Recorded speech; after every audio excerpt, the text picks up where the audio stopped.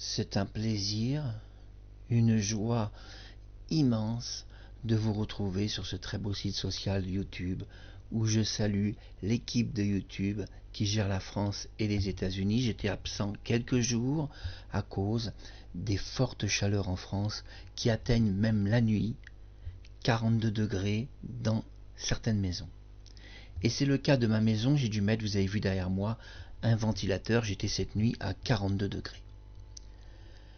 Bienvenue à tous dans cette série d'émissions consacrée sur la mort de Claude François, sujet brûlant, passionnant, triste, émouvant parfois, comme cet instant où je dédicace mon émission à Dany Borg, la capitaine des Claudettes que j'appelle Sylvia Borg, et puis Carole Plumel, un gros bisou Carole et bonne santé, et Prisca, un gros bisou à Nadine Ligneron et bonne santé, longue vie pour toi et reprends du courage et du poil de la bête, parce que Claude un jour a répondu dans un courrier de fan à une fille qui venait de perdre son petit ami, et il a dit: la vie continue comme le spectacle, show must go on.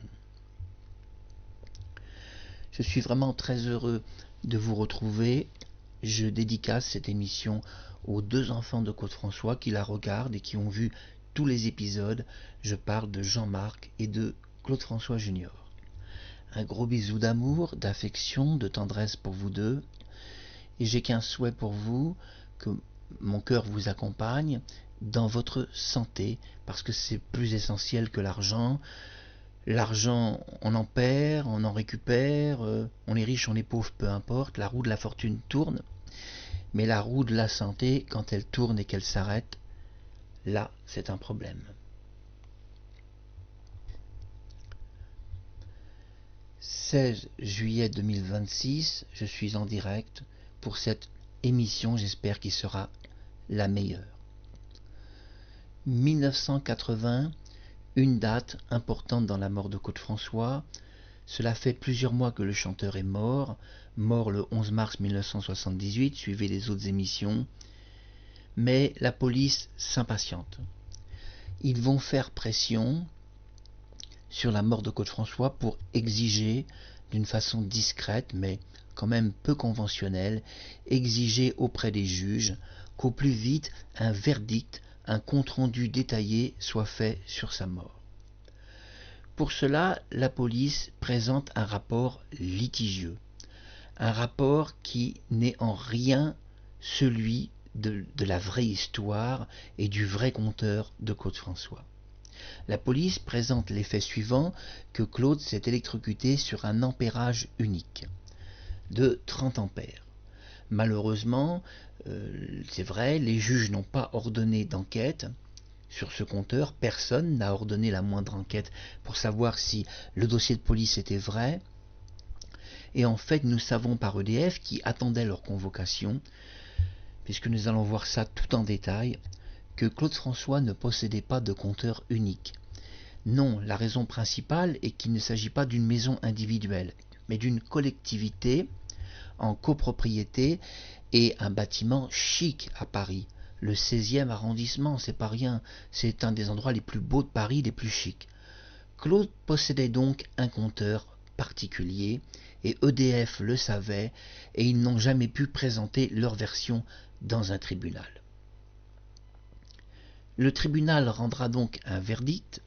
En 1981, 1982, nous avons une réponse finale. Claude s'est électrocuté dans son bain en changeant une ampoule. On ne parle pas d'une applique qui serait redressée. L'applique qui est redressée est apparue environ entre 20 ans et 30 ans après sa mort, puisqu'en réalité, le tribunal parle que Claude ne s'est pas électrocuté sur l'applique en cuivre, l'applique murale, mais sur la lampe qu'il a tenté de changer.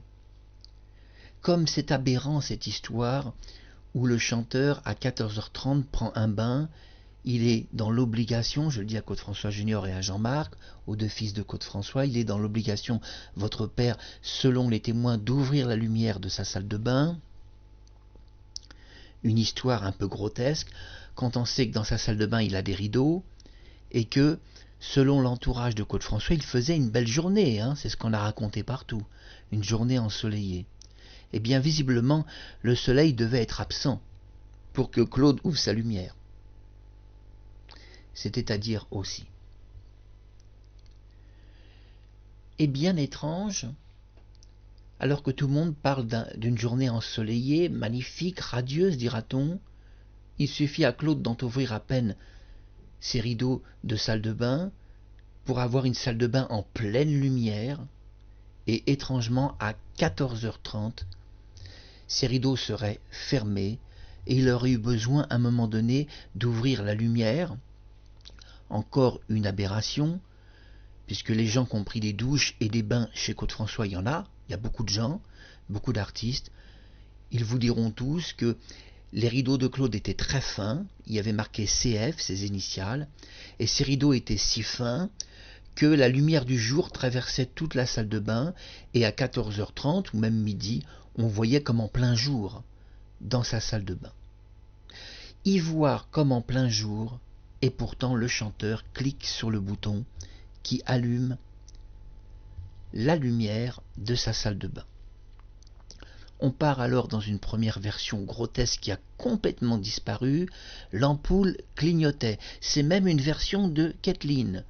Je précise que Kathleen est une belle et bonne personne, une américaine que je respecte, et je n'insulte pas la version qu'elle a racontée dans un film documentaire de Sami Pavel. Je n'insulte pas ce qu'elle a dit, simplement je recadre l'histoire de tout ce qu'elle a pu dire un peu partout. Kathleen surtout nous raconte l'histoire de quelqu'un d'autre. Elle ne nous parle pas de Claude François. Quand elle nous parle d'un homme qui est électrocuté dans son bain, elle fait surtout allusion à son frère, puisque le frère de Kathleen s'est électrocuté quelques mois avant la mort de Claude. Il est resté d'ailleurs paraplégique à vie. C'est de lui qu'elle parle quand elle parle d'une électrocution, et quand elle pleure, c'est sans doute à lui qu'elle pense. Une histoire incroyable. Kathleen a un frère. Plusieurs mois avant la mort de Claude, il s'électrocute. Lui aussi, il est tout nu dans une salle de bain. Lui aussi voit un objet bouger tout seul, il redresse et il s'électrocute. C'est exactement la même histoire identique que Claude François, sauf que lui, il est paraplégique et que Claude François, je le dis à ses deux enfants, votre père est mort en 5 secondes, des doigts carbonisés. On va voir ça en détail parce qu'on va parler maintenant du plus intéressant, l'électricité. La police présente une histoire grotesque auprès des juges. Il présente une histoire où Claude François aurait un compteur, c'est-à-dire à ampérage unique. Évidemment, nous savons que c'est faux, tout simplement parce que nous avons les renseignements d'EDF et de Promotelec. Promotelec était la société de sécurité à Paris, qui veillait d'ailleurs sur toute la France, mais à Paris, elle était vraiment active sur les immeubles et les bâtiments, et qui donnait son label de protection. À cette époque-là, le label de protection de Promotelec, c'est pas du tout un compteur unique. Non, Claude François ne dispose pas d'un compteur unique, il a au contraire un compteur très particulier, et vous allez voir dans cette émission qu'il va y avoir des rebondissements sur le compteur électrique de Claude François. Mais avant, nous allons voir quelle est la source d'information qui permet cette émission que vous voyez en direct sur YouTube, et je vous remercie, si vous avez un peu de temps, d'aller quand même au bout de cette émission, même si vous avez des choses à faire, faites un petit effort. Ça va vous donner, si vous voulez, des informations précieuses sur la mort de Claude, et si vous aimez Claude François, allez au bout. Et je pense que lui le demanderait, ou qu'il soit vivant ou mort. Alors, voyons la source d'information pour commencer.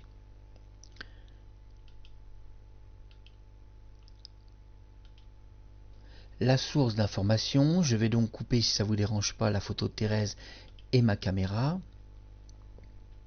Vous avez vu que j'ai mis tout à l'heure quelque chose, vous avez vu, un compteur, hein, ça c'est le compteur de Claude François, j'ai son compteur schématisé, vous allez voir, c'est quelque chose ce compteur. Mais la source d'information de cette émission, c'est qui et c'est quoi exactement? Je remercie EDF, Électricité de France. Donc je précise quelques détails. Créé en 1946 pour centraliser les biens des nombreuses entreprises de production, de transport et de distribution de l'électricité en France, EDF a le monopole de la distribution, mais pas de la production d'électricité. Cette émission, qui est sérieuse, a été faite aussi avec la source d'information du Consuel, créé en 1964, se charge de contrôler et de faire respecter les normes de règlement. On a même des adresses, 75, 8e arrondissement de Paris. Pareil pour les autres sources d'information, Promotelec, créé en 1962 pour promouvoir la qualité et la sécurité des installations intérieures des bâtiments, et je précise de l'appartement de Côte-François et de tout le bâtiment en entier du 46 boulevard Exelmans et même du 122, Promotelec décerne ce qu'on appelle à l'époque le label de sécurité, qui apparaissait d'ailleurs sur certains compteurs sous forme de stickers. Quelque chose qui était collé. Ça voulait dire sécurisé par Promotelec. Puis cette émission donc est faite aussi avec sérieux avec l'Union technique de l'électricité, donc qui nous donne encore d'autres informations qui se trouvent à Paris La Défense. Je remets la photo de Thérèse et je remets ma caméra et je supprime ces informations. Vous les avez de toute façon découvertes et vous savez sur quelle base, quelle source d'information est fait avec sérieux cette émission. Quand en 1980, les juges ont devoir au plus vite de rendre une enquête claire, honnête, dira-t-on, bien qu'on ne peut pas parler d'une honnêteté tout à fait parfaite. Quand la police propose d'accélérer l'enquête, pour eux, on doit vite en finir, et quand la police donne une seule version de l'histoire, un compteur unique. Évidemment, là, c'est un pur mensonge, et je dirais que heureusement que l'enquête n'a pas duré 5 ans, parce que la police aurait pu avoir des ennuis de mentir au tribunal, et ils ont menti dans le dossier d'enquête. Côte-François n'avait pas de compteur unique. Je répète, il n'avait pas de compteur unique. Non, EDF connaît bien ce compteur, c'était un compteur avec 3 sécurités. Vous allez me dire, oulala, Marc Harriman, là, comment ça un compteur avec 3 sécurités? Claude François bénéficiait d'un compteur avec 3 sécurités. Première sécurité, c'était les plombs. Deuxième sécurité, c'était donc des entreprises d'entretien appartenant à EDF. Troisième sécurité, c'était un compteur un tout petit peu particulier. Ah oui, ça c'est pas un compteur que tout le monde possède. Ils avaient de la chance, les gens du 46, d'avoir un tel compteur. Ah oui, ils avaient franchement de la chance. C'est pas tous les jours qu'on a un compteur comme ça. Quelques personnes à Paris qui avaient de l'argent ou des résidences très riches possédaient ce compteur, qui s'est popularisé 1 an plus tard. Claude François possède, et je ne vais pas vous faire attendre plus longtemps, il possède un compteur particulier et qui est rare mais qui existait déjà depuis plusieurs années, c'est le compteur différentiel. Bienvenue dans cette émission, le compteur différentiel de Claude François. Ce que la police a caché au tribunal, c'est qu'en réalité, sur place, Claude bénéficie d'un compteur différent d'un compteur unique. Il a un compteur différentiel qui était entretenu par EDF et dont il recevait un label de Promotelec. Jusque-là, pas très compliqué. Ce compteur différentiel est très sécurisé. Il accepte un ampérage mais pas unique. En effet, nous savons par les témoignages de Kathleen et d'autres personnes que quand Claude avait une lumière qui s'éteignait, d'autres restaient allumées. Quand son four faisait disjoncter l'installation, les lumières restaient allumées. Il avait un différentiel. Un compteur différentiel, c'est-à-dire un compteur par canal. Il avait, pour alimenter son four et le faire fonctionner, un 30 ampères. Il avait aussi des ampérages qui pouvaient monter sur le différentiel jusqu'à 32 ampères pour le four, mais nous savons par l'histoire officielle qu'il ne s'est pas électrocuté sur un four. Donc on va faire une croix sur le four, et je pense que si Kathleen avait su que dans le compteur de différents, c'est-à-dire le compteur différentiel, il possédait un ampérage de 32 ampères maximum, 30 ampères, c'est-à-dire pour le four de sa cuisine, je pense que tous les gens à l'intérieur de l'immeuble, c'est-à-dire ceux qui étaient dans son appartement, parce qu'il avait un duplex sur 2 étages, auraient dit Claude s'est électrocuté sur le four, et pas sur une applique de salle de bain. Donc Claude possède, et oui, il possède, et on en parle puisque c'est l'erratum de cette émission, un compteur différentiel. Regardez donc la première partie où j'en parle déjà. Ce compteur différentiel, pour comprendre, possède divers canaux. Nous allons voir ça sur des schémas si vous me le permettez. Voici un compteur différentiel. Je vais enlever la photo de Thérèse. Voilà, regardez bien attentivement ce schéma. Je remercie EDF. Ce compteur différentiel montre, regardez bien le chauffe-eau en bas, c'est le chauffe-eau de Côte-François et son four et son chauffe-eau. Le chauffe-eau, c'est ce qui permet de chauffer l'eau pour prendre son bain, fonctionne jusqu'à 32 ampères maximum. Nous avons l'ampérage exact. Il avait un différentiel par canal divisé. C'est-à-dire que Claude avait 30 ampères uniques sur le canal qui allait au four. Mais le canal de cet ampérage qui allait en four possédait un différentiel, c'est-à-dire une coupure et une division sur un boîtier. Et cette coupure et cette division sur le boîtier amenaient un autre ampérage de 16 ampères qui était envoyé sur un canal électrique qui donc entrait dans son appartement pour alimenter son frigidaire et son fer à repasser et 2-3 petites autres choses, comme le mini-four électrique. À ne pas confondre avec le grand four qui est alimenté par les feux par le gaz.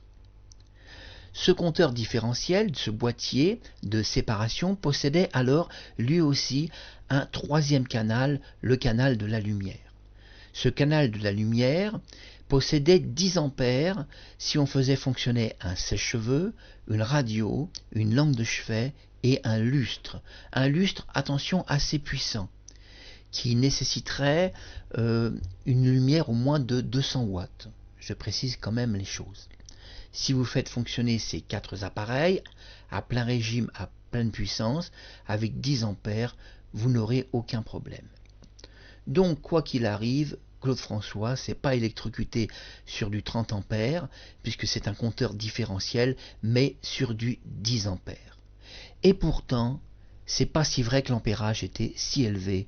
Je reviens pour vous en dire plus. Le compteur différentiel de Claude François qu'on vient de découvrir, vous devez être scotché sur cette émission, ça doit vous passionner. Oui, Claude avait un compteur différentiel, c'est normal, il était dans le 16e, une résidence hyper chic, Promotelec assurait la sécurité de toutes les résidences bourgeois. Il y a des riches, chaque appartement coûte 1 à 2 millions d'euros de nos jours. Et il coûtait déjà très cher ces appartements, même si Claude l'a eu pour une bouchée de pain, parce que, eh oui, quelqu'un s'était suicidé dans l'appartement. La propriétaire avait mis fin à ses jours, il avait récupéré cet appartement de la part de son mari pour pas grand-chose. Claude bénéficie parce qu'il est dans un appartement chic, dans un immeuble chic du 16e arrondissement, un immeuble à Paris. Bon, on sait ce que c'est que le 16e, le 17e ou 18e. On connaît ces quartiers bourgeois où chaque appartement coûte encore aujourd'hui entre 2 et 20 millions d'euros. Coûte cher ces appartements aujourd'hui. Et donc, il bénéficie de Promotelec Sécurité. Vous allez dire, c'est sûr. Ah oui. C'est sûr à 1000%. Voilà, c'est même pas à 100, c'est sûr tout ce que je vous explique à 1000%. C'est même pas 100%, c'est 1000%. Ça veut dire c'est plus que certain. Promotelec alors dépose ce qu'on appelle un sticker de sécurité qui peut être déposé sur le compteur ou sur le côté ou sur l'arrière. Enfin, il est toujours visible au moins pour l'électricien.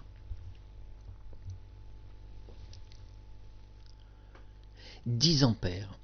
10 ampères pour allumer les lumières de l'appartement de Côte-François. 2 lumières, une de 200 watts, une lampe de chevet de 80 watts, on dit donc une 75, et puis divers autres choses, un sèche-cheveux et tant d'autres choses. 10 ampères, oui, c'est ce qu'il faut.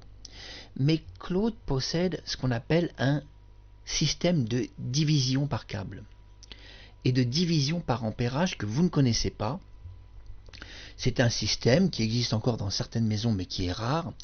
C'est un système qui va rediviser les 10 ampères en fonction de ce que vous allez utiliser dans votre salle de bain.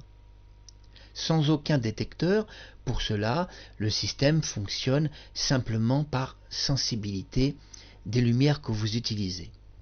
Pour que les gens comprennent, la lumière de Côte-François, quand il allume dans sa salle de bain à 14h30, alors qu'il lui suffit d'entrouvrir les rideaux pour avoir de la lumière dans toute sa salle de bain, puisqu'il faisait une belle journée, dira-t-on. En tous les cas, s'il faisait une belle journée, on ne comprend pas pourquoi il allumait la lumière de sa salle de bain. Donc il semble que mes informations soient plus exactes. C'était une journée un peu grise.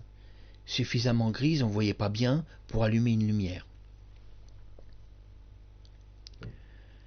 Claude, quand il allume sa lumière, il allume la lumière de sa salle de bain.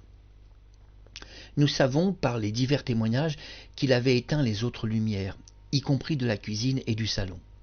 Nous savons que les deux femmes étaient sur une terrasse et n'ont pas utilisé les lumières de l'appartement. Claude a fait fonctionner au moment où il se serait électrocuté une seule lumière, nous sommes certains de cela.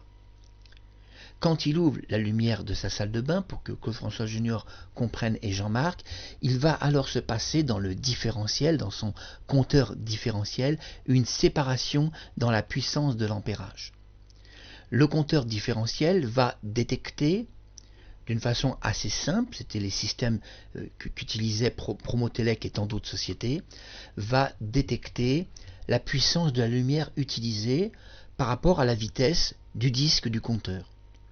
Selon la vitesse, si le disque tourne vite, très vite, c'est qu'il y a forte puissante énergie.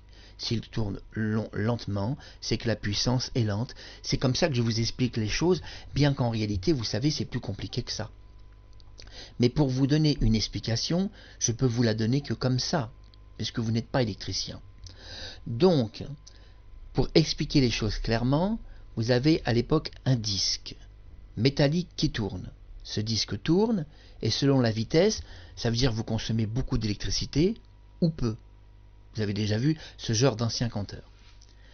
Donc, quand Claude ouvre son compteur, il ouvre une puissance de 45 watts que EDF a enregistrée par rapport à sa consommation. Nous savons même l'électricité qu'il a utilisée le jour de sa mort.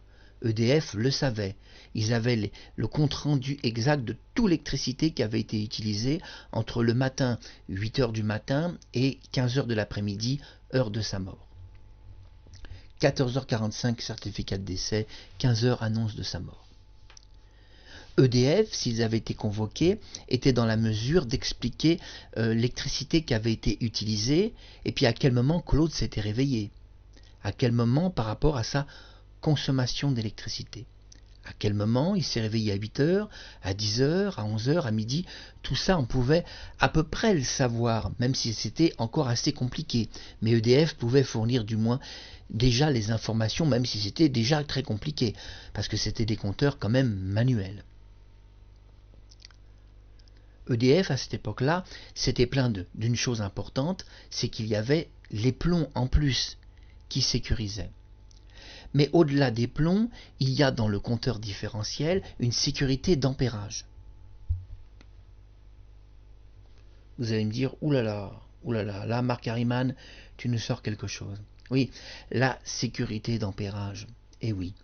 C'est-à-dire que si Claude avait voulu changer l'ampérage, par exemple en changeant une ampoule, en mettant une de 200 watts, imaginons qu'il ait voulu mettre une ampoule de 200 watts ou de 300 watts, ou même plus, pourquoi pas du 1000 ou du 2000 watts. S'il avait voulu mettre un fort ampérage parce que son ampoule clignotait et qu'il pensait que ça manquait un peu de puissance d'ampérage, il aurait été alors vers le compteur différentiel puisqu'il n'y en avait qu'un. Puis il aurait mis donc un plomb. Pardon. Il aurait mis un ampérage, pardon. Parce qu'il ne faut pas confondre les plombs et l'ampérage, c'est pas tout à fait pareil. Les plombs étaient dans les prises qu'on allume et qu'on éteint. Voilà, ça c'était les plombs. Ou dans des boîtiers. Et l'ampérage, c'est des fusibles. Confondons pas tout. Donc, il aurait mis, s'il avait mis un fusible, par exemple de 30 ampères, dans le compartiment réservé aux 10 ampères, eh bien, le compteur différentiel aurait refusé de fonctionner. C'était la sécurité Promotelec de l'époque. On ne pouvait pas faire fonctionner les compteurs en changeant soi-même l'ampérage, pas sur ces compteurs différentiels. Un compteur différentiel vous interdit, pour que vous puissiez mieux comprendre cette émission, de changer vous-même l'ampérage. Seul un électricien agréé peut le faire. Ainsi, vous allez prendre un fusible, vous allez l'acheter, vous allez prendre un 30 ampères, vous allez le glisser pour faire fonctionner votre lumière et il sera refusé parce qu'il n'est pas aux normes de la sécurité et Promotelec et d'EDF. Et donc il va être refusé parce que c'est un compteur différentiel qui alimente et votre appartement et celui des autres. Donc on ne peut pas se permettre de sacrifier la sécurité des autres parce que vous êtes une vedette. C'est plus clair dans votre esprit. Donc si Claude avait voulu changer l'ampérage, ou même si Kathleen voulait le faire, ou Marie-Thérèse, oulala, je suis mal coiffé, voilà, regardez, oh, que la transpiration, eh bien, elles n'auraient pas pu le faire, parce qu'au moment où elles auraient rallumé le compteur, eh bien, ce dernier aurait refusé de fonctionner. C'est la sécurité sur le différentiel. Claude François avait au 46 boulevard Exelmans, à cette époque-là, le 11 mars 1978, un compteur différentiel. C'est-à-dire qu'il ne pouvait pas changer l'ampérage. Un électricien pouvait le faire, bien entendu, il aurait pu le faire, un professionnel aurait pu le faire, mais il ne l'aurait jamais fait pour des lumières, ça n'a aucun sens. Quand on met un 30 ampères, c'est pour faire fonctionner un four qui va griller une dinde en 1 heure.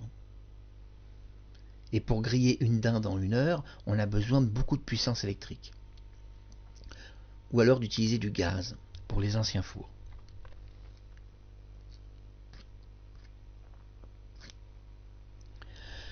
Ainsi, nous comprenons mieux, je vais bien l'articuler, que Claude n'a pas de compteur unique, il a un différentiel qui sécurise à cette époque-là tout le bâtiment d'un risque d'électrocution d'enfants, de personnes âgées ou autres. Ce différentiel, qui présente diverses particularités et qui a reçu le label de sécurité, oui, il a obtenu le label de Promotelec de sécurité, ce compteur possède quelque chose en plus. Il a un diviseur par ampérage. C'est-à-dire qu'il détecte, on va dire pour que les choses soient claires pour vous, à la vitesse du disque électrique qui tourne, bien que c'est plus compliqué, mais il le détecte comme ça, bien qu'on sait que c'est pas comme ça qu'il le détecte, mais c'est comme ça qu'on va l'expliquer, pour que ça soit clair dans votre esprit. Plus le disque tourne vite, plus il y a consommation d'énergie. Plus il tourne lent, moins il y a de lumière ouverte. Le compteur détecte donc qu'une lampe serait ouverte de 45 watts. Que va-t-il se passer? Eh bien, le compteur étant un compteur d'ampérage différentiel, basé sur un système différentiel, possédant un label sécuritaire de Promotelec et d'EDF, puisque EDF aussi a donné sa sécurité par ses employés qui venaient régulièrement faire eux-mêmes l'entretien. Il y avait donc un entretien public et un entretien privé. Et oui, il y avait les deux. Un simple électricien ne pouvait pas modifier ce tableau différentiel parce qu'il appartenait à EDF. et qu'un électricien ne pouvait pas toucher au différentiel sans un accord d'EDF. C'est-à-dire il n'aurait pas pu faire des travaux et changer la nature du boîtier sans un accord. On sait que le différentiel était fonctionnel et a même fonctionné des mois après la mort de Caude-François, tout à fait normalement. C'est pour ça que EDF expliquera que la mort de Caude-François, ça n'avait aucun sens dans son bain et il pensait que c'était quelque chose de fabriqué. Mais ils n'ont pas été convoqués pour donner leur version des faits. Sur ce différentiel, revenons au bain de Caude-François, quand il ouvre sa lumière dans une journée ensoleillée, je répète, quand dans sa salle de bain il ouvre sa lumière dans une journée ensoleillée, où sa salle de bain donc dispose d'une forte lumière en tirant à peine les rideaux, il suffit d'entrouvrir les rideaux pour que toute la salle de bain soit illuminée de lumière, mais non, curieusement, ces rideaux sont fermés comme si il prenait un bain à 3 heures du matin. Curieusement, il ouvre sa lumière à 14h30, comme si il était 3 heures du matin, et il s'électrocute. Vous allez me dire, il s'électrocute sur du 10 ampères. Ah non, non, non, non, non, non. Non, ceux qui pensent ça ont mal suivi l'émission. On vous parle d'un compteur différentiel. Et l'ampérage n'est pas de 10 ampères, mais de 3 ampères seulement. Je répète, l'ampérage n'est pas de 10 ampères sur le différentiel, mais de 3 ampères seulement. Ainsi, l'histoire qu'on nous raconte, qui est quand même un peu lourde et farfelue, qu'un homme a des doigts carbonisés en 5 secondes sur du 3 ampères, je pense que si vous racontez cette histoire à votre cheval, si vous avez un cheval et une écurie, le cheval il va vous parler, faisons un peu d'humour sur YouTube, il va vous parler comme dans les beaux dessins animés de Walt Disney, il va vous demander de vous retourner, de baisser votre tête, et il va vous envoyer 2 coups de sabot dans les fesses et vous allez être projeté dans les écuries. Un peu d'humour nous fera du bien. En effet, sur le compteur différentiel de Caude-François, nous savons que s'il s'est électrocuté sur cette lumière de salle de bain de 45 watts, la lumière n'était pas raccordée à un ampérage de 10 ampères, puisqu'il était divisé sur sa source et sa puissance par rapport à la consommation et par rapport à la lumière utilisée, l'ampérage était exactement de 3 ampères. C'est un compteur différentiel qui fait une différence entre un four qui a besoin de 30 ampères et une applique de salle de bain qui a besoin pour fonctionner même pas de 3 ampères, puisqu'avec du 3 ampères on peut monter jusqu'à 700 watts au risque quand même que ça disjoncte. Regardons maintenant, si vous voulez bien, l'ampérage. Nous voyons ici le schéma du tableau de distribution et je remercie EDF et Promotelec. Nous voyons le compteur de Caude-François. Nous voyons en dessous le compteur, regardez bien, un petit boîtier rouge. Ce petit boîtier rouge, qui est très petit mais qui est parfois beaucoup plus grand, se nomme le différentiel. C'est là que se place le différentiel. C'est aussi le disjoncteur général. Ainsi, dans une électrocution, EDF avait expliqué, ils avaient expliqué que le disjoncteur général aurait dû disjoncter même si l'individuel n'existait pas, puisqu'il existait des disjoncteurs sur le général d'une façon, si vous voulez, pour un immeuble entier. Nous voyons, regardez bien, que le compteur reçoit du 220 volts, puis en dessous le compteur on voit un petit carré qui représente le différentiel, et nous voyons l'ampérage 5 ampères, vous voyez 2 canaux à 5 ampères, 1 à 15 ampères, regardez 2 canaux à 15 ampères, 3 canaux, regardez bien 3 canaux, 4 canaux à 15 ampères, regardez 20 ampères, 30 ampères, regardez tous ces canaux. Est-ce que vous avez remarqué dans ce compteur différentiel les canaux? Le 30 ampères est complètement sur votre droite. Le 30 ampères a un seul canal unique. Pourquoi il n'a qu'un canal unique? Parce qu'il n'y a pas grand chose dans une maison qui fonctionne avec du 30 ampères, hormis votre four. Le canal juste à côté possède un 20 ampères. Un 20 ampères, il n'y a aussi pas grand chose qui marche en 20 ampères. Il a donc un canal unique. Par contre, le 15 ampères, regardez bien, il disposait sur le compteur de Claude de 1 canal, 2 canals, 3 canals, 4 canaux. Ça sert à la télévision, ça sert donc à des mini-fours électriques, ça sert à une machine à laver, ça sert aussi à un lave-linge, à un sèche-cheveux, et également ça peut servir, c'est important de le dire, à une perceuse, du matériel de bricolage ou autre. Et regardez bien, complètement sur la gauche, complètement sur votre gauche, puisque l'autre côté c'était la droite, et je m'excuse si je me suis trompé, complètement sur votre gauche, nous voyons 5 ampères et nous voyons 2 canaux. Je répète, regardez bien, 5 ampères et nous voyons 2 canaux.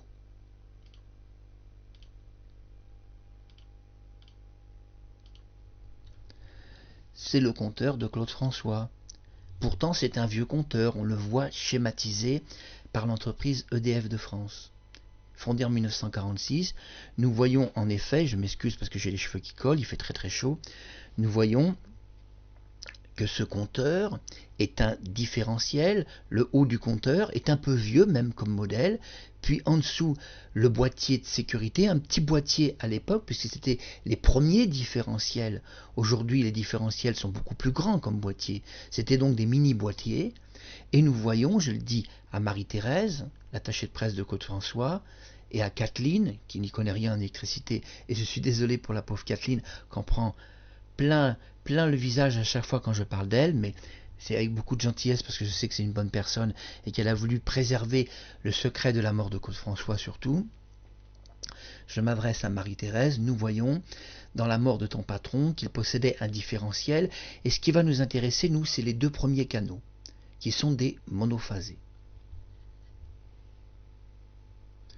Vous allez me dire, Marc Harriman, allez arrête ta blague, t'es pas électricien, Claude s'est électrocuté sur du 20 ampères ou du 30. Quelqu'un a bricolé, a changé le tableau de bord, a changé le différentiel. Tu te trompes, Marc Harriman, c'est ce que vous allez me dire. Encore une fois, je vous le répète une nouvelle fois, vous avez constaté 2 canaux de 5 ampères. Pour comprendre, ces 2 canaux de 5 ampères ne peuvent pas, dans une certaine mesure, et c'est normal, c'est la sécurité, recevoir un 20 ampères ou même un 15. C'est impossible, ça serait refusé immédiatement. Ces 2 canaux de 5 ampères, on doit le dire à Marie-Thérèse, alimentent, et attention au choc de cette émission, je m'adresse à Claude François Junior, au fils de Claude François, et à Jean-Marc, ces 2 canaux de 5 ampères alimentent l'intégralité des lumières de Claude François dans son appartement. L'intégralité. Et ces lumières sont raccordées uniquement sur un 5 ampères maxi. Ainsi, ton père s'est électrocuté sur un 3 ampères divisionnel. Divisionnel par le différentiel. Ainsi, cette lumière de 45 watts, qui fonctionnait au-dessus de sa salle de bain selon le récit farfelu, c'est un récit farfelu qui n'a jamais été au tribunal, parce qu'une histoire comme ça, vous ne pouvez pas la passer dans un tribunal avec EDF, avec Promotelec, avec des électriciens professionnels, avec les photographies du compteur de Claude François de cette époque-là. Vous ne pouvez pas passer cette histoire dans un tribunal, vous allez faire rire tout le monde. Les gens vont exploser de rire, ceux qui s'y connaissent un peu. Toutes les lumières de l'appartement de Claude étaient curieusement raccordées que sur du 5 ampères. Ce qui prouve que Claude utilisait peu de lumière. En effet, nous voyons que dans sa salle de bain, le tribunal notera que la lumière faisait que 45 watts. Claude aime les lumières douces. C'est une chose que vous ne savez pas, et ça devait être dit. La raison de ces lumières faibles et douces, c'est parce que le chanteur passe du temps sur scène, et il prend des projecteurs dans le visage de 500 watts, de 1000 watts. Quand il arrive, il a souvent mal aux yeux. Il se plaint de problèmes oculaires liés au projecteur. Pas d'autre solution que d'avoir dans son appartement des lumières douces. Ainsi, si on regarde l'appartement de Claude François, je le dis à Nathalie, de la chaîne Nati Clo-Clo, je vous embrasse Nathalie, vous et Prisca, que j'appelle Nadine de son vrai prénom, on remarquera dans l'appartement de Claude qu'il avait ce qu'on appelle des abat-jours, des lumières toujours avec beaucoup de tissu autour. Il réduisait constamment la lumosité parce qu'il avait mal aux yeux et il préservait ses yeux parce que dès qu'il arrivait en télévision, il se retrouvait avec des puissances de 500 watts, de 1000 watts. Et oui, les projecteurs en télévision sont puissants. On parle de projecteurs de 500 watts, de 1000 watts. Et il y a plusieurs projecteurs de 500 ou de 1000 watts. Et en télévision, pardon, je répète, et en télévision, les ampérages et les puissances ne sont pas les mêmes. C'est pour ça que dans la précédente émission, j'ai fait allusion de la possibilité d'une électrocution en télévision, où les ampérages sont plus puissants, des projecteurs de 1000 watts, il y en a 7, 8, 10, on passe à 10 000 watts très rapidement. S'il y a un peu des studios de télévision en plein air, notamment pour la Vachette, oui, à l'époque, Interville, Interjeux, et oui, toutes ces émissions qui étaient faites par Guy Lux, que j'aime beaucoup et qui nous manquent beaucoup. Mais dans l'appartement de Claude-François, on n'est pas sur un studio de télévision. Il dispose de 2 canaux de 5 ampères, de plusieurs canaux de 15 ampères, de un canal de 20 ampères et de un seul canal de 30 ampères. Vous allez me dire, et alors, ça veut dire quoi tout ça? On ne comprend rien. Eh bien, ça veut dire que les 2 premiers canaux de 5 ampères sont envoyés pour les lumières par canal séparé. C'est-à-dire qu'ils sont envoyés par canaux divisés et séparés. Le premier canal de 5 ampères va par exemple alimenter dans l'appartement de Claude 2 ou 3 lumières, pendant que le second canal va alimenter les autres lumières. 2 ou 3 autres ou 4 autres. C'est le différentiel, le compteur de séparation de sécurité qui a été donc qui a reçu le label de Promotelec, qui assurait la sécurité du bâtiment du 46 boulevard Exelmans. Donc si votre histoire est vraie, je le dis à tous les journalistes de France, comment un homme, dans son bain, sur du 5 ampères maximum, mais on sait qu'il n'y avait pas 5 ampères, on sait que c'était 3 ampères, mais on va être gentil avec vous, on va dire qu'il s'est électrocuté sur 5 ampères. Comment un homme a des doigts carbonisés en 5 secondes, 1, 2, 3, 4, 5, sur un ampérage de 5 ampères, puisqu'il n'y avait pas plus dans l'appartement. Puisque toutes les lumières, la lumière qui comprend aussi la plique au-dessus de son bain, est raccordée sur ces 2 entrées, sur ces 2 canaux de 5 ampères. Pendant que tout le reste, par exemple certaines prises de courant ou autres, sont raccordées sur du 15 ampères, 20 et même 30 ampères. D'ailleurs, on doit dire que le four est accordé sur un 30 ampères et qu'il n'est pas une simple prise. C'est une prise de haute sécurité qui est parfois cachée par un cache qu'un enfant ne peut pas ouvrir, puisque vous avez besoin pour ouvrir le cache d'un tournevis spécial, c'est-à-dire aussi. Nous allons revoir ce compteur différentiel, parce que c'est important. On va enlever la photo de Thérèse. Voilà le compteur différentiel. Nous voyons que le boîtier était un peu plus petit que sur ce schéma. Nous voyons maintenant l'ampérage. Regardez à nouveau, c'est un compteur 220 volts. Nous voyons que c'est un vieux compteur, un vieux système. Il y avait ce petit boîtier différentiel juste en dessous. C'est la sécurité Promotelec. Il avait donc un label de sécurité. Nous voyons que pour ces lumières, il n'avait que 5 ampères sur 2 canaux divisés, ce qui sécurisait sa vie, beaucoup plus. Nous voyons 1, 2, 3, 4 canaux de 15 ampères, un canal de 20 ampères et le canal suprême de 30 ampères qui est dans une prise sous cache que seul EDF ou un électricien peut ouvrir et qui est derrière votre four électrique. Donc un gros four. Donc ces prises sont raccordées directement dans le mur. Hein, je précise, c'est une prise murale qui est scellée. On ne peut donc pas brancher autre chose qu'un four et il est branché généralement par un électricien professionnel. Donc c'est important. On continue. Nous voyons maintenant quelques petits secrets et regardez bien, 3 ampères. Claude avait pour son éclairage 3 ampères qui comprenaient l'éclairage, la radio et même il pouvait sur du 3 ampères faire marcher une télévision. C'est important de le dire. Ces 3 ampères montent quand même jusqu'à 700 watts. C'est pas rien, hein, on ne doit pas l'oublier. Nous voyons que le 5 ampères donc non divisionnel, pouvait alimenter le 5 ampères, un frigo, un fer à repasser, sans aucun problème, mais nous savons que à l'appartement de Claude, donc le 5 ampères avait été utilisé pour la lumière. Mais malgré tout, nous voyons que 5 ampères, c'est beaucoup. C'est 1 kg, 4 watts, donc c'est beaucoup. Et nous voyons frigo, fer à repasser, vous voyez, c'est quand même déjà beaucoup. Mais nous voyons que comme c'était un différentiel, la lumière était que sur du 3 ampères réel, puisqu'il y avait une intensité détectée. Et oui, on pouvait déjà détecter l'intensité. Nous voyons que le 3 et 5 ampères bénéficient du câble monophasé. C'est important de le dire, c'est-à-dire 2 câbles. Puis nous avons le 16 ampères, lave-vaisselle, lave-linge, radiateur, et enfin le four électrique qui est 6 kW, qui lui vraiment est raccordé dans une prise murale scellée, on ne peut pas mettre les doigts dedans, et non, vous ne pouvez pas mettre les doigts dedans, c'est impossible.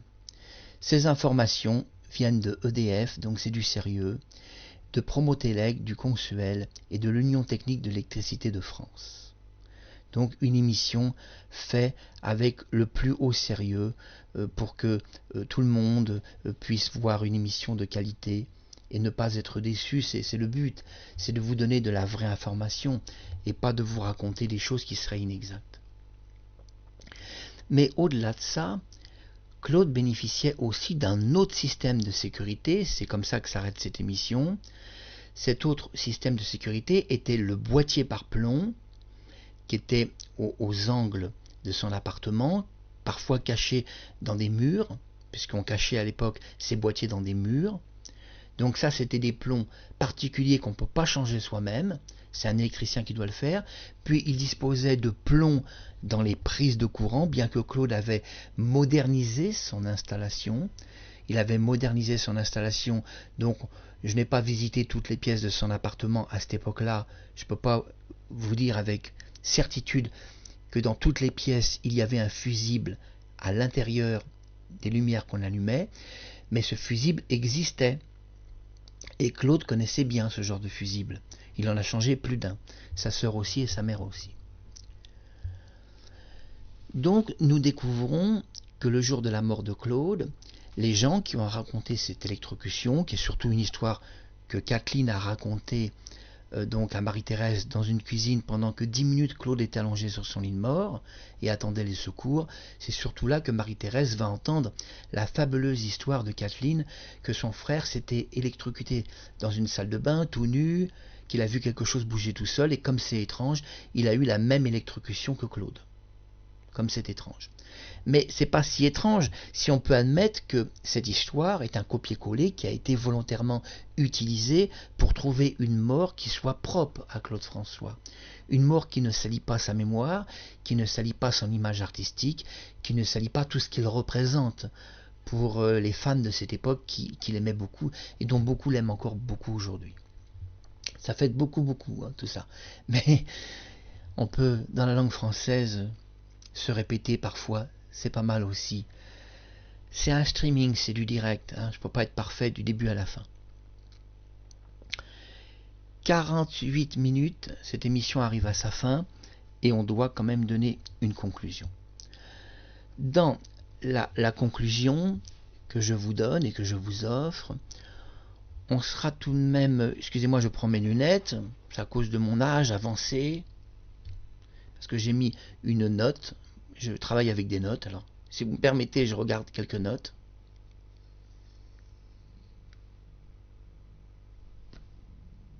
Voilà, regardez. Donc je regarde quelques notes. Donc là, là, et là, c'est cette note qui est ici. Voilà.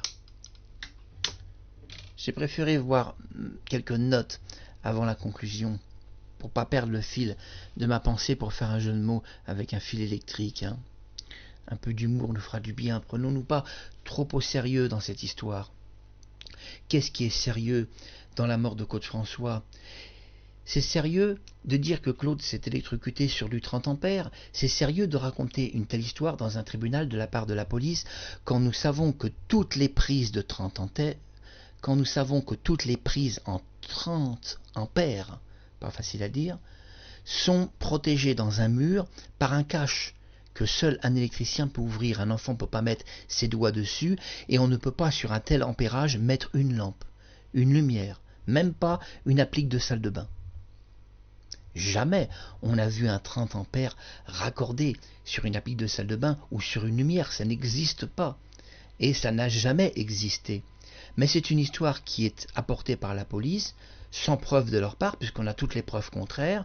C'est une histoire pour clore le dossier, c'est-à-dire pour demander au juge de tout stopper et de donner comme version finale de sa mort un accident. Mais la conclusion de cette émission, et je m'adresse au fils de Claude François, tu crois vraiment que ton père est mort sur un 3 ou peut-être 5 ampères, des doigts calcinés en quelques secondes? Tu crois vraiment qu'une telle histoire est vraie, quand justement la police raconte quelque chose d'aberrant? Qu'est-ce qui est aberrant? Ils expliquent que Claude s'est électrocuté sur un 30 ampères. C'est totalement aberrant, puisque le 30 ampères est un boîtier sécurisé qui est dans votre mur, qui est utilisé pour un four électrique, ces gros fours, ces grosses machines Philips. C'est entièrement scellé dans le mur, c'est vissé avec des vis spéciales, on ne peut pas mettre les doigts dedans, on ne peut pas raccorder non plus une lumière ou mettre une prise électrique ou même faire un bricolage, on ne peut pas, c'est une copropriété, il y a des règles, et on sait que son four n'a jamais eu un dispositif de changement qu'il aurait fait, et d'ailleurs l'électricien était passé, et il aurait signalé s'il y avait eu un changement. Ainsi, le 30 ampères est uniquement utilisé pour le four. C'est vrai, à cette époque-là, on est en ce qu'on appelle, que les gens comprennent, on est en copropriété. On ne peut pas utiliser des forts ampérages pour autre chose. Un four est accepté parce que nous savons qu'un four, on ne s'électrocute pas, c'est bien sécurisé, et donc c'est accepté. On doit savoir que la prise de terre, donc qui est le troisième fil, on doit comprendre qu'une prise de terre est une décharge électrique. Beaucoup de gens ignorent qu'elle peut faire fonction de décharge électrique en cas de surtension électrique. En cas de surtension, elle décharge. Une surtension, comment on peut l'obtenir? Eh bien, un éclair qui tombe sur votre maison est une surtension électrique, et la prise de terre va décharger cette surtension, non pas dans votre mobilier ou votre installation, mais dans la terre, c'est-à-dire dans un endroit qui est le néant, où personne ne peut se faire du mal. Et vos biens sont protégés contre l'incendie. Parce qu'on entend beaucoup d'aberrations. On nous dit souvent, la prise de terre, elle sert à rien. C'est pas la peine de la mettre, elle sert à rien. La prise de terre décharge la surtension, elle sert en fait comme de paratonnerre par le tonnerre. Et oui, des fois le tonnerre tombe. C'est aussi une décharge électrique, la prise de terre, en cas de surtension. Si donc il y avait eu une surtension ce jour-là, elle aurait été déchargée au niveau de son électricité. Il n'y a rien dans l'appartement de Claude-François qui a été raccordé sur du 30 ampères. Il n'y a strictement rien, on ne peut pas. Et je vous le dis, je le dis à la sœur de Claude-François comme à ses deux enfants, on ne peut pas mettre du 30 ampères sur une applique de salle de bain ou même sur d'autres endroits de sa maison. On ne peut pas pour diverses raisons, et je m'excuse, je transpire beaucoup, je me recoiffe comme je peux. On ne peut pas parce que, et c'est la conclusion de cette émission, on va essayer de la finir, j'aime bien être bien coiffé mais là je transpire. Non, on ne peut pas mettre du 30 ampères parce qu'on doit tenir compte aussi des fils et du calibrage des fils. Nous allons revoir ça ensemble. Restez avec moi, nous allons voir le calibrage des fils. Sur du monophasé, les fils sont très peu sécurisés. Nous voyons sur le schéma 1, deux fils, c'est un simple monophasé, on voit 3 ampères, le fil est très très fin, c'est un fil vraiment extrêmement fin. On voit que quand on monte à du 5 ampères, regardez, il y a une grosse gaine de sécurité autour du fil rouge et noir ou gris, ça dépend.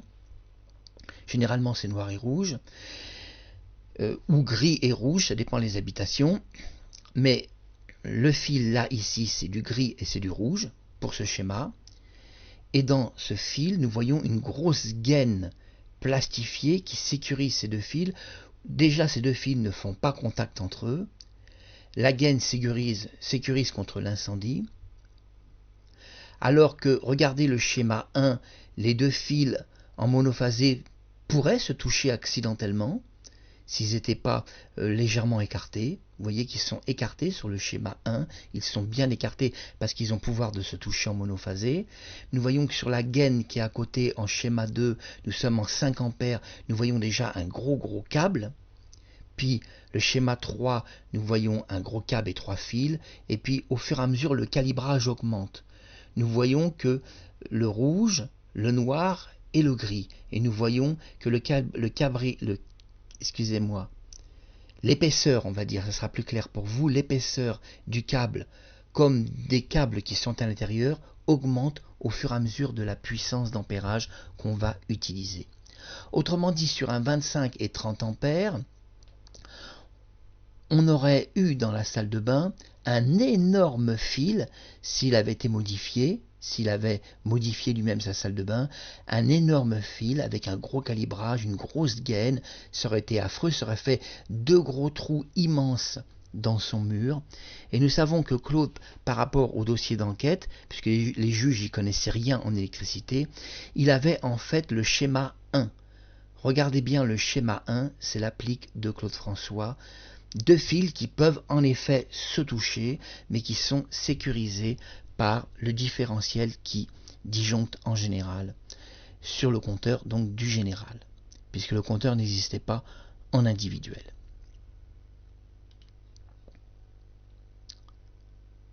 C'est la conclusion de cette émission,